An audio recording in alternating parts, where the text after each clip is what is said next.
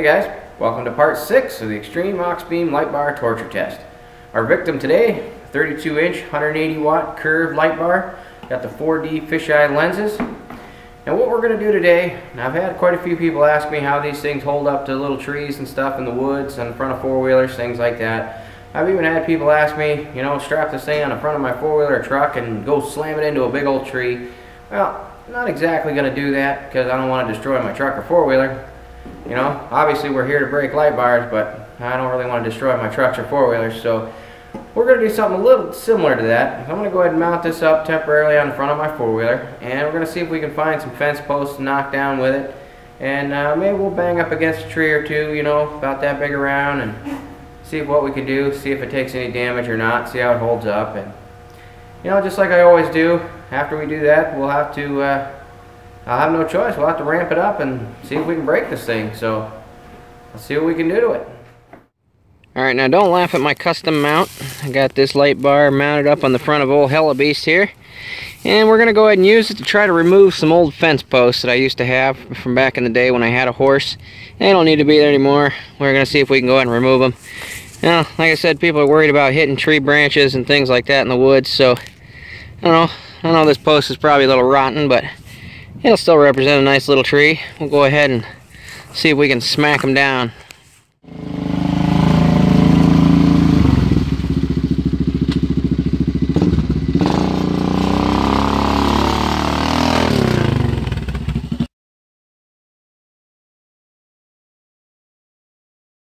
Well, there's one post down. It might have had a little bit of rot towards the bottom, but that is still a heavy post, so I'm sure it still took quite a hit. Still looks fine. Let's try another one.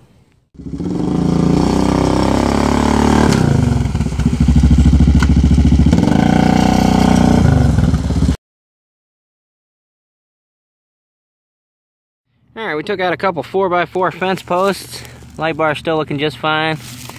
But let's see what it does if you actually bang up against a tree here. Now, this is a pretty good sized tree. I don't know, probably about as big around as a pop can. Actually, maybe a little bit bigger. It's pretty solid, so I know we're not going to break it, but let's just go ahead and ease into it a little bit and see what happens to the light bar if we try to bend that tree down a little bit. But I don't know, that might just go ahead and break the mount off in front of my wheeler, but we'll give it a shot and see what happens.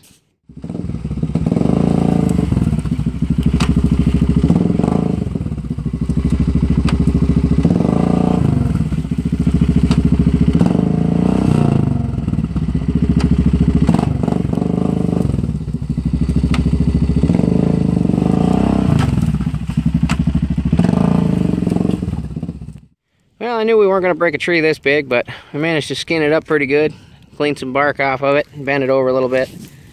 And I did break off the mount, which I was afraid this was going to happen, because the way this was a curved bar, and I was mounting it onto a flat piece of wood, these feet were at a weird angle, and I knew that might be an issue, and it actually pulled the threads out of the end of the light bar on this end.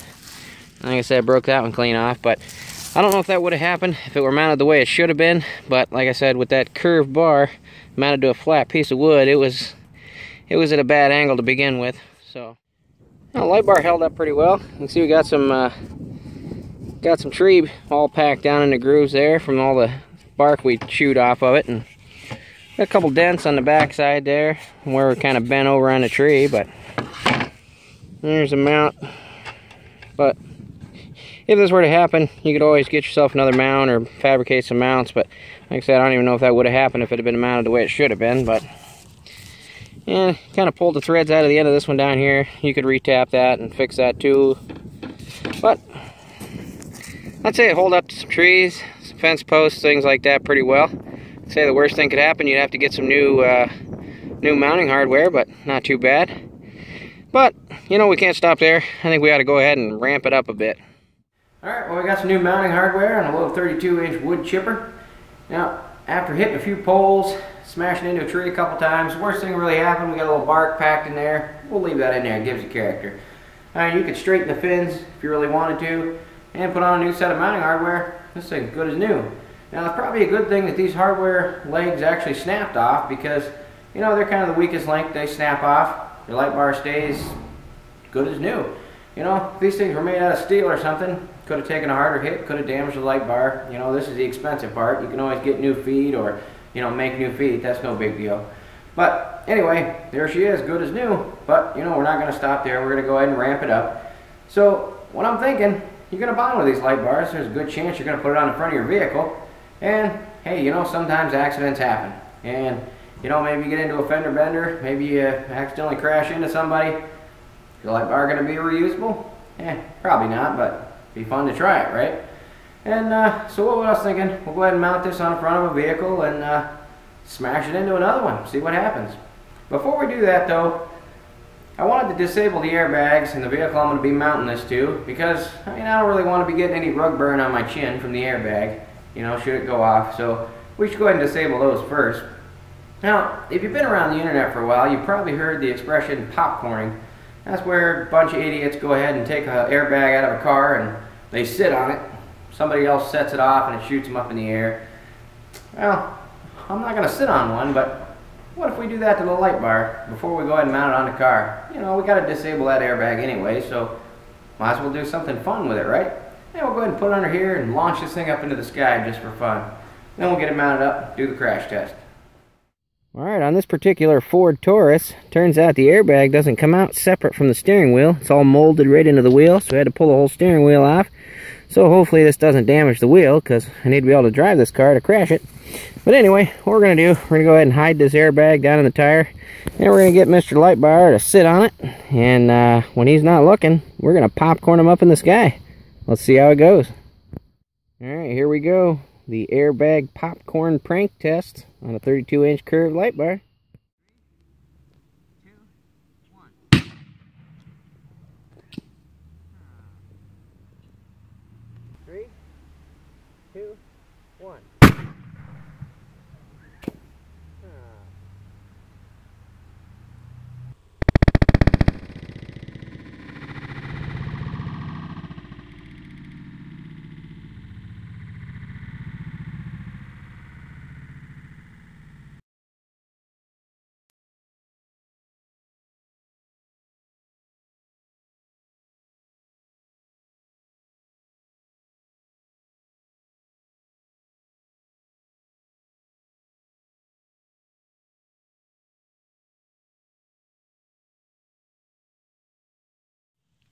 Alright, well, he survived the airbag test. Now it's time to move on to the big crash test.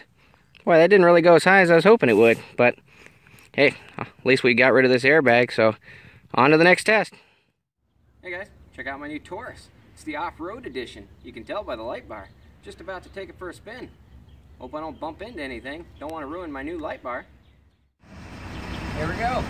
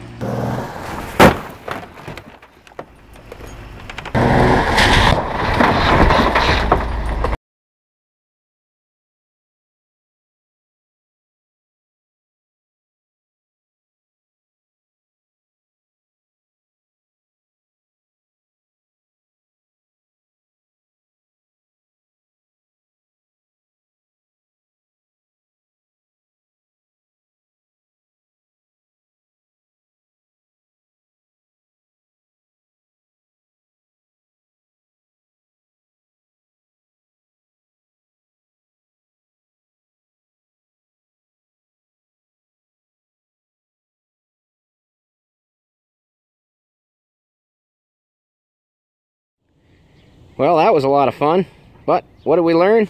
Well, little small trees, no problem. Old rotted fence posts, no problem.